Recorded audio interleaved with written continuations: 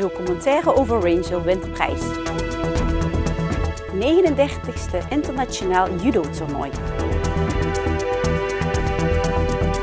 Het is vandaag 4 juni. Dit is het Belemaasjournaal. Het waterschap voert momenteel werkzaamheden uit aan de oeverconstructie van de haven in Lansum. Dit is ter hoogte van het bedrijf Gele Beton. De activiteiten bestaan uit het plaatsen van een stalen damwandconstructie over een lengte van 95 meter. Daarnaast wordt het talud opnieuw opgebouwd met klei en wordt er een inspectiepad gerealiseerd. De werkzaamheden vinden plaats omdat de bestaande oeverbeschoeiing in zeer slechte staat verkeerde. In het najaar van 2012 is een deel van het talud ter plaatse afgeschoven.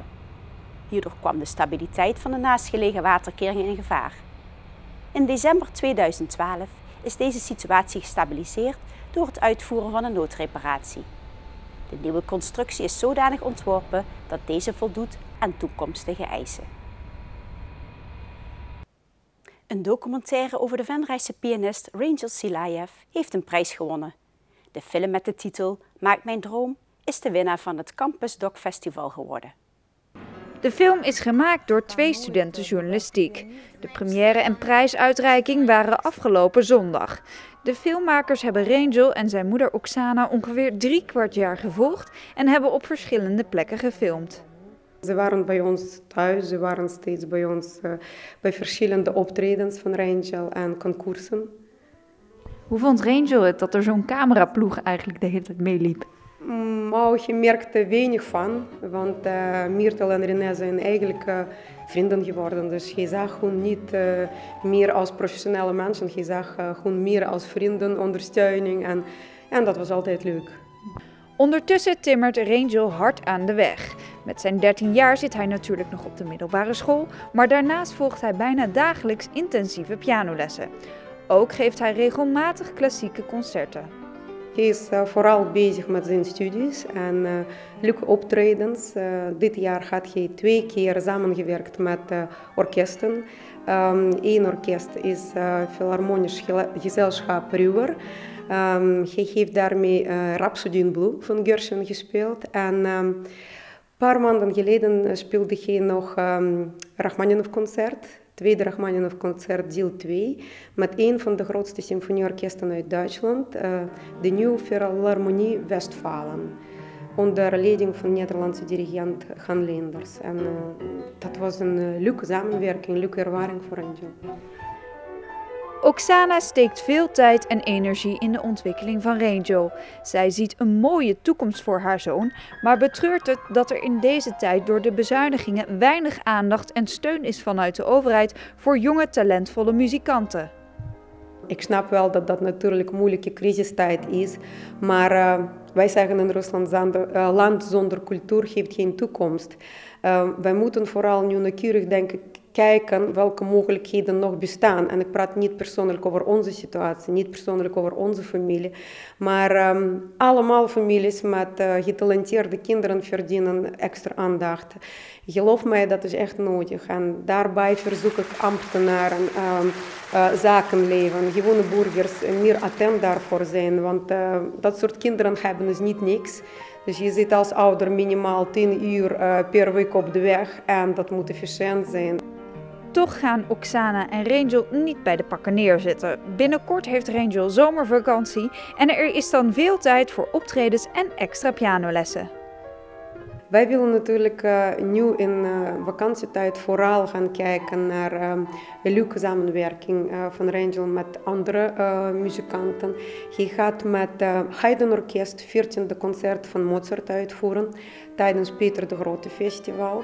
Hij gaat daar naartoe voor bijna 2 weken, zoals vorig jaar. En zijn samenwerking met het orkest is zijn prijs van vorig jaar, want hij won solistenprijs.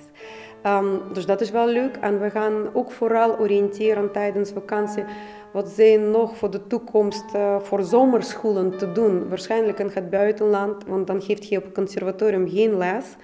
En ja, we kijken vooral waarschijnlijk naar Rusland of Engeland. Dus wij willen waarschijnlijk een paar landen bezoeken om te kijken wat voor de toekomst mogelijk in de zomertijd is. In de documentaire Maak mijn droom wordt een uitgebreid beeld geschetst van hoe het leven van Rangel en Oksana eruit ziet. Oksana hoopt dan ook dat veel mensen de documentaire gaan zien. De documentaire wordt waarschijnlijk ingezonden naar verschillende filmfestivals.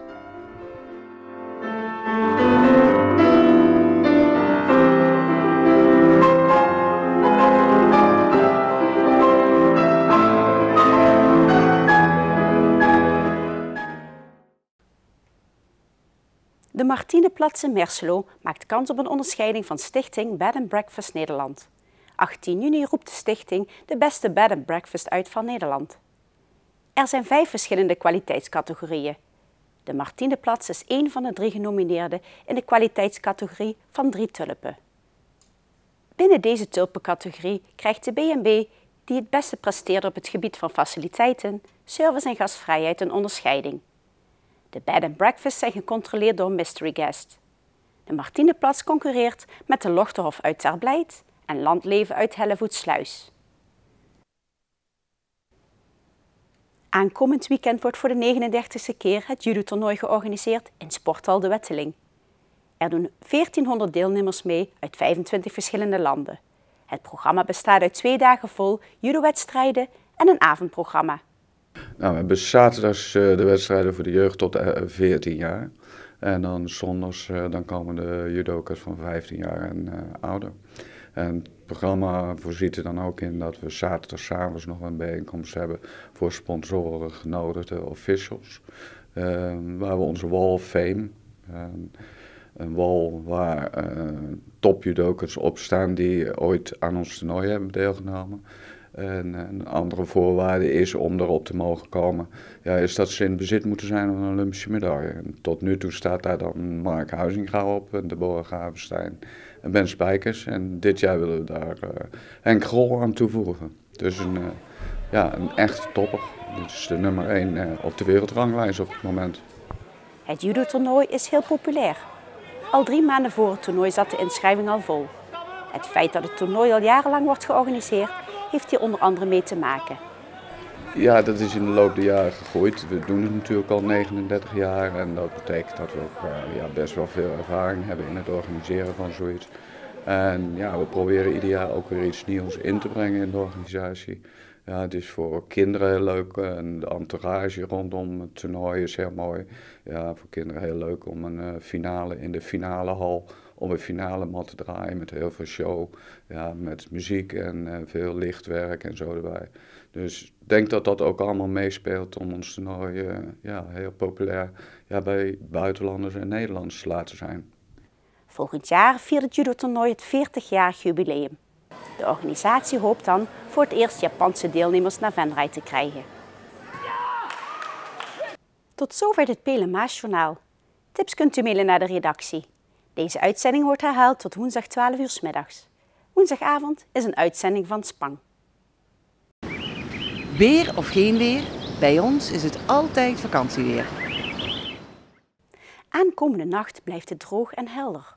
Morgen is het vrij zonnig. Er is hooguit wat sluierbewolking en er zijn enkele stapelwolken. Het wordt 's middags maximaal 22 graden. Ik wens u een fijne avond en graag tot morgen.